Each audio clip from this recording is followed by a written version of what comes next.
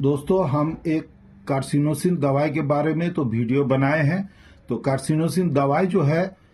Carcinoma मतलब cancer के लिए रिकमेंडेड दवाई माना जाता है, लेकिन ये नहीं कि स्पेसिफिकली कैंसर कोई पेशेंट आए और उसी को कार्सिनोसिन दे दिया जाए। ऐसा कोई बात नहीं, सिम्टम सिमिलरिटी दे के देने पड़ेगा। हो सकता है कि दूसरा दवाई से भी किसी का कैंसर अच्छा हो सकता है। हम लोगों का ऐसे बहुत ही सारे होम्योपैथिक में दवाई है। इसी विषय में हम थोड़ा सा ये वीडियो के माध्यम से और भी जो दवाई है वो सब के बारे में थोड़ा सा चर्चा कर दे रहे हैं। जैसे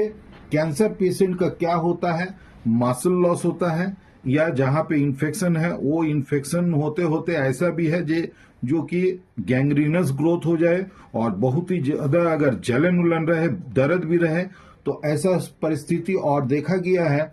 कि जैसे मिड डे और मिड नाइट मतलब दिन का बीच का हिस्सा में और रात का भी बीच का हिस्सा में दर्द, जलन ये सब अगर बढ़े तो हम लोग आर्सेनिक दवाई के बारे में सोच सकते हैं। दूसरा और एक दवाई है जैसे कोनियम, ये कोनियम मैकुलेटम, ये दवाई भी हम लोग जो है अगर किसी का शरीर का छाती में जैसे ब्रेस्ट में अगर किसी को ट्यूमर हो और उसी में कैंसर का डिटेक्शन हो जाए, तो ऐसा परिस्थिति में चाहे हम लोग ऐसे भी ऑब्जर्व करके एग्जामिन करके चाहे पेशेंट से पूछ के अगर हार्ड नोड्यूलर खास करके ये बात अगर सुनने को मिल जाए, तो ऐसा परिस्थिति में हम लोग कोनियम दवाई के बारे में सोच सकते हैं और बाकी सब सिम्टम्स भी मिला लेने पड़ेगा। अगर मैच कर जाए तो हम लोग दे सकते हैं। इसके बाद में जैसे हाइड्रोस्टिस दवाई है, ये जैसे स्किन में और मुंह के अंदर में अगर किसी का कैंसर का परिस्थिति आ जाए, कैंसर हुआ है ऐसा रिपोर्ट आ जाए, इसमें भी हम लोग हाइड्रोस्टिस दवाई, ये ज्यादा करके क्यू पावर का दवाई इस्तेमाल होती है। ऐसा बात नहीं, लेकिन इसका पोटेंसी भी दिया जा सकता है क्या स्किन में और मुंह का अंदर में, जैसे एपिथेलियोमा में ये दवाई बहुत ही अच्छा काम करने वाला है।